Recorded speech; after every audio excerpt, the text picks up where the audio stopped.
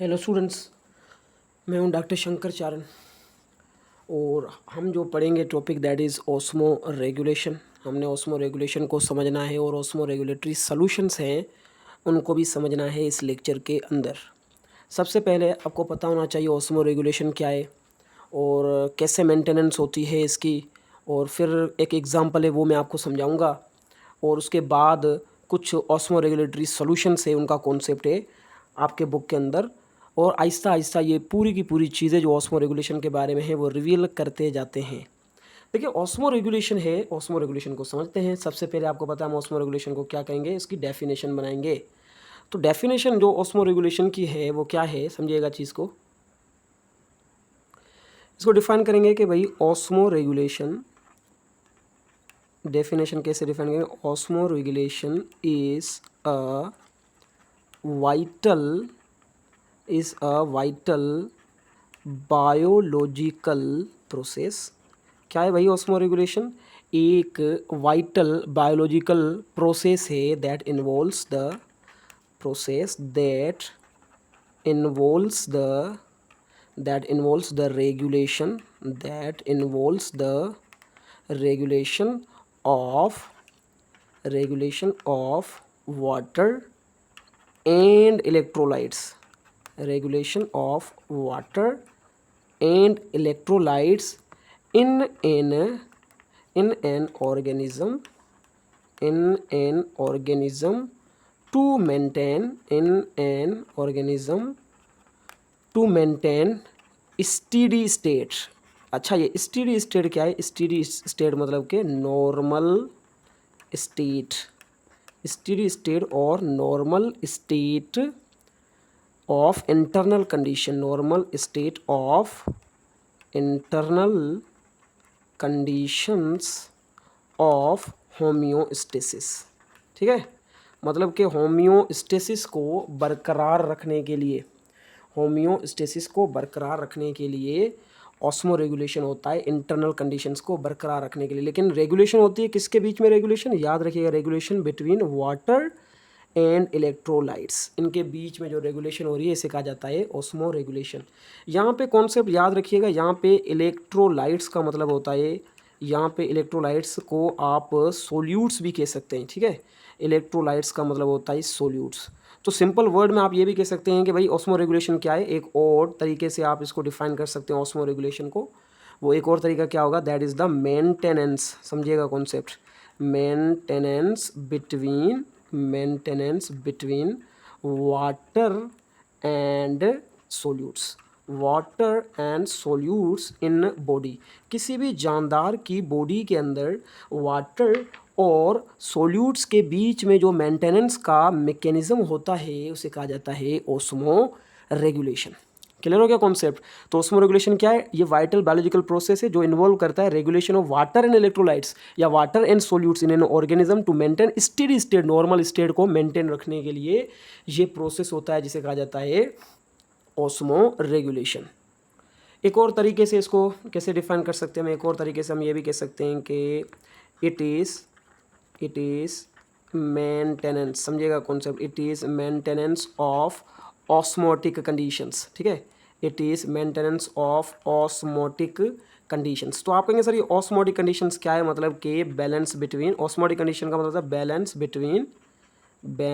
Between water and solute, water and solute के बीच में, या वाटर एंड सोल्यूट की जो कंसंट्रेशन होती है उसे कहा जाता है ऑस्मोटिक कंडीशंस। तो मेंटेनेंस ऑफ ऑस्मोटिक कंडीशन, और ऑस्मोटिक कंडीशन का मतलब क्या होता है? वाटर और सोल्यूट के बीच में बैलेंस, उनकी कंसंट्रेशन के बीच में बैलेंस, इसे भी क्या कहा जाता है? ऑस्मो रेगुलेशन कहा जाता है। ये तो दो तीन डेफिनेशन से आप ऑस्मो रेगुलेशन को डिफाइन कर सकते हैं जो आपके बुक के अंदर बताया गया है।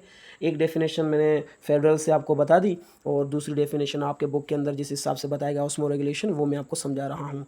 इसको एक और तरीके से समझते हैं, लेकिन ये है कि हमारी बॉडी के अंदर पता कैसे चलता है कि भाई जो मेंटेनेंस है वो चेंज हो रही है। मतलब कि अगर कोई भी मेंटेनेंस ना रहे, वाटर ज़्यादा हो जाए या सोल्यूट हमारी बॉडी में ज़्यादा हो जाता है, तो बॉडी को पता कैसे चलता है कि भाई सोल्यूट ज़्यादा हो गया है या वाटर ज़्यादा हो गया है, तो कोई ना कोई तो चीज़ होगी। तो वो स्ट्रक्चर कहलाते हैं रिसेप्टर्स। क्या कहलाते हैं? रिसेप्टर पाए जाते हैं हमारी बॉडी के अंदर जो कि मेंटेन करने का ये जो काम करते हैं ऑस्मो रेगुलेशन के लिए, और वो रिसेप्टर कहलाते हैं ऑस्मो रिसेप्टर्स। तो एक और चीज़, एक और तरीके से मैं आपको समझाता हूँ। देखें, सपोज़ ये कोई इंसान है, ठीक है, ये कोई भी इंसान है, ठीक है, और इंसान की बॉडी के अंदर ऑस्मो रेगुलेशन के लिए ऑस्मो रिसेप्टर पाए जाते हैं। कहाँ पे पाए जाते हैं, ये चीज़ याद रखिएगा। ये है इंसान का दिमाग, सही है, ये क्या है, इंसान का दिमाग, ठीक है। इस इंसान के दिमाग में, समझिएगा कॉन्सेप्ट, ये जो इंसान का दिमाग है, इस इंसान के दिमाग में एक स्ट्रक्चर पाया जाता है जिसका नाम होता है हाइपोथैलेमस। क्या नाम होता है, हाइपोथैलेमस। ये ब्रेन का एक इम्पोर्टेंट पार्ट है हाइपोथैलेमस। और दूसरा, इंसान की बॉडी में यहाँ पे पाई जाती हैं स्ट्रक्चर्स जिन्हें कहा जाता है किडनीज़। क्या कहा जाता है, किडनीज़ कहा जाता है। तो एक हो गया हाइपोथैलेमस, और जो दूसरा स्ट्रक्चर है दैट आर दी किडनीज़। इन किडनीज़ और हाइपोथैलेमस के अंदर आपको मिलेंगे कुछ रिसेप्टर्स। क्या मिलेंगे, you will find the receptor, और रिसेप्टर का नाम होता है ओस्मो रिसेप्टर। क्या नाम होता है, ओस्मो रिसेप्टर्स। ये ओस्मो रिसेप्टर आपको मिलेंगे, और जिनका मेन काम क्या होता है ओस्मो रिसेप्टर का, पता है, that they are sensitive to change in osmotic conditions. ये क्या होते हैं, ये osmoreceptors are sensitive to change in osmotic conditions of the body. Body के अंदर जो ऑस्मोटिक कंडीशंस चेंज हो रही हैं उनको डिटेक्ट कौन करता है, that is the osmo receptor. और ऑस्मो रिसेप्टर को पता चल जाता है जो भी चेंज आएगा ना वाटर और सोल्यूट और इलेक्ट्रोलाइट्स के बीच में, सबसे पहले उनको डिटेक्ट कौन करेगा, ऑस्मो रिसेप्टर।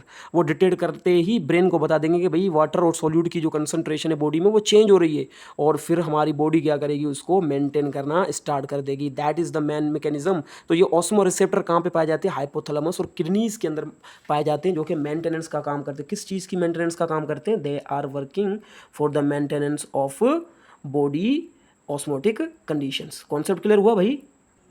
देखें, एक और चीज़ है यहाँ पे, समझने की कोशिश करें। मैं आपको समझाना चाह रहा हूँ। यहाँ पे एग्जांपल देता हूँ, फिर आपको मैं समझाता हूँ कि कैसे मेंटेनेंस होती है वाटर और सॉल्यूट के बीच में। देखिए, सपोज हमने ये कोई डब्बा लिया, यहाँ पे हमारे पास कोई डब्बा है। अच्छा, ऑस्मो रेगुलेशन समझाते वक्त ना मैं ये वाला मॉडल लाजमी समझाता हूँ बच्चों का कॉन्सेप्ट क्लियर करने के लिए। इस मॉडल का नाम मैं रखा है डब्बा मॉडल। अच्छा, ऐसा कोई नाम नहीं है, ये मैंने खुद रखा है बच्चों को समझाने के लिए। तो ये मैंने कोई एक बॉक्स लिया, और बॉक्स को मैंने डिवाइड कर दिया 2 कंपार्टमेंट में, ठीक है। और जो बीच में है that is a semi permeable membrane. समझिएगा कॉन्सेप्ट को। बीच में मैंने क्या कर दिया है, सेमी परमिएबल मेम्ब्रेन से इन दोनों को अलग कर दिया। कौन सी मेम्ब्रेन है भाई, ये this membrane is termed as semipermeable membrane. अच्छा, सेमी परमिएबल मेम्ब्रेन पता है क्या होती है भाई, ऐसे टाइप की मेम्ब्रेन जो सोलवेंट को तो इस तरफ और इस तरफ आने दे, लेकिन सोल्यूट को एक ही जगह पे रखे, आने ना दे इस तरफ और इस तरफ, से सेमी परमिएबल मेम्ब्रेन कहा जाता है। तो ये पार्ट मैंने नाम दे दिया पार्ट ए, और ये वाला पार्ट मैंने नाम दे दिया पार्ट बी या कंपोनेंट बी।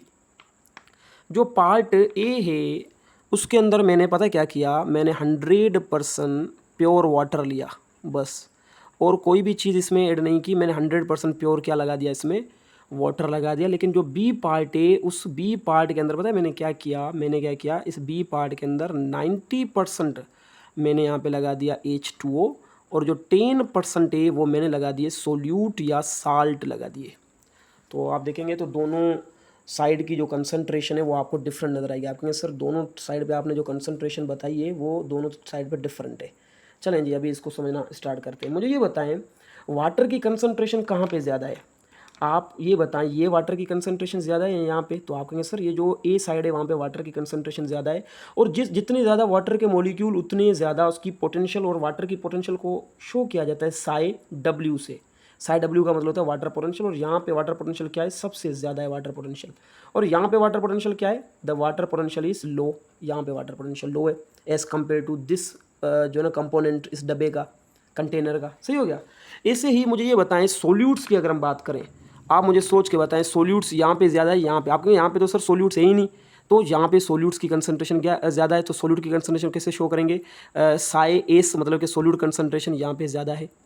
तो आपको एक डेफिनेशन याद होनी चाहिए, मैंने फर्स्ट ईयर में बताई हुई है कि the water molecules move from higher concentration to lower concentration. मुझे ये बताएं पानी के मॉलिक्यूल कहाँ पे ज़्यादा हैं, आप बताएं। सोल्यूट के मॉलिक्यूल इस तरफ ज़्यादा है, तो पानी के मॉलिक्यूल कहाँ पे ज़्यादा, आप कहेंगे सर ए में ज़्यादा है, तो पानी की मूवमेंट कहाँ पे होनी चाहिए, ए टू बी या बी टू ए, तो ऑटोमेटिकली अगर आप देखेंगे तो यहाँ पे देखें सोल्यूट ज़्यादा है और यहाँ पे पानी ज़्यादा है, तो इन दोनों के बीच में मेंटेनेंस होगा और जो वाटर होगा मूव करेगा फ्रॉम हायर टू लोअर और पानी मूव करेगा हायर टू लोअर। प्रोसेस का नाम क्या है? आप कहेंगे सर इस प्रोसेस का नाम है ऑस्मोसिस। ये जो मूवमेंट हो रही है वाटर की, ये ऑस्मोसिस हो रही है। और इस जगह पे क्या हो रहा है? सिंपली इस जगह पे हो रहा है ऑस्मो रेगुलेशन। कौन सा प्रोसेस हो रहा है? Osmo regulation. और ऑस्मो रेगुलेशन यहाँ पे इक्विलिब्रियम आ जाएगा थोड़ी देर के बाद, और तब तक वाटर की मूवमेंट होती रहेगी जब तक कि क्या नहीं आ जाता? इक्विलिब्रियम नहीं आ जाता। अभी दोनों तरफ वाटर की कंसंट्रेशन सिमिलर हो गई। अभी अगर मैंने यहाँ पे सोल्यूट के मॉलिक्यूल इंक्रीज कर दिए तो अगेन वाटर क्या करेगा? मूव करेगा बैकवर्ड्स। सही है ना? जितने वाटर के मॉलिक्यूल ऐड करूंगा उतना वाटर मूव करेगा। अगर फिर मैंने यहाँ पे वाटर, फिर इक्विलिब्रियम आ जाएगा, फिर मैंने वाटर के मॉलिक्यूल यहाँ पे ऐड कर तो वाटर अगेन मूव कर, तो ये वाटर यहाँ पे मूव करेगा by looking at the solutes, यहाँ पे मूव करेगा by looking at the solutes. मतलब कि वाटर और सोल्यूट के बीच में ये जो मेंटेनेंस होता है, that maintenance is termed as osmoregulation. तो हमारी बॉडी में भी तो यही हो रहा है। हमारी बॉडी में भी अगर सोल्यूट ज़्यादा हो गए तो उसको देखते हुए पानी आ जाएगा उसकी तरफ, और अगर पानी ज़्यादा हो गया तो वो मूव करेगा सोल्यूट की तरफ। तो वाटर और सोल्यूट के बीच में ये जो मूवमेंट हो रही है, ये जो मेंटेनेंस हो रही है, उसी तो ऑस्मो रेगुलेशन कहा जा रहा है। आ रही बात समझ में? तो यहाँ पे मैंने डब्बे के अंदर आपको बता दिया कि ऑस्मो रेगुलेशन का मैकेनिज्म कैसे हो सकता है। So that is termed as the process osmoregulation. और ऑस्मो रेगुलेशन के लिए कौन सा प्रोसेस जरूरी है? ऑस्मोसिस जरूरी है।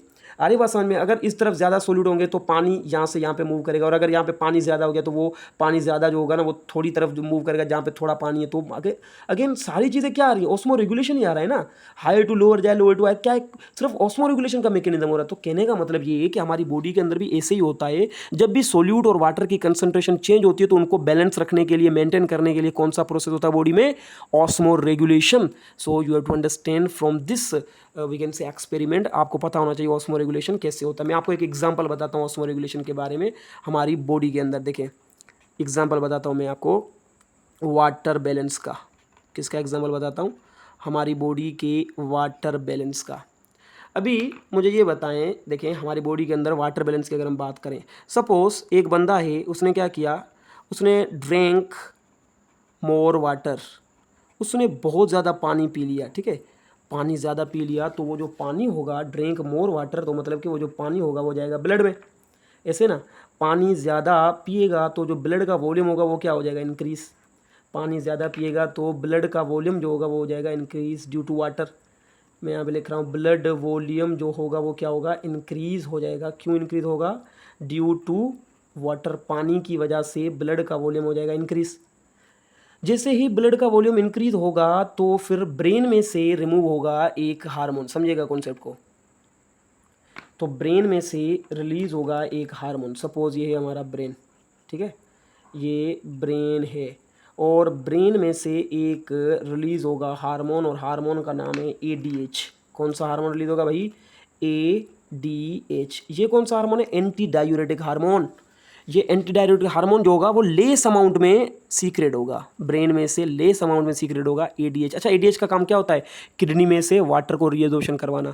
जो पानी रीअब्जॉर्ब होता है ना हमारी किडनी से, वो ADH करता है। तो अगर आपने ज़्यादा पानी पी लिया तो आपके ब्लड के अंदर जो वॉल्यूम होगा ब्लड का वो पानी की वजह से इंक्रीज हो जाएगा, इसमें पानी की कंसंट्रेशन हाई हो जाएगी, तो फिर आपके ब्रेन में से ADH कम रिलीज होगा, और ADH कम रिलीज होगा तो जो किडनीज़ हैं, ADH कम रिलीज होगा तो जो किडनीज़ हैं वो क्या करेंगी? किडनीज़ करेंगी लेस रीएब्जॉर्प्शन। याद रखिएगा, ADH कम होगा तो लेस होगी रीएब्जॉर्प्शन।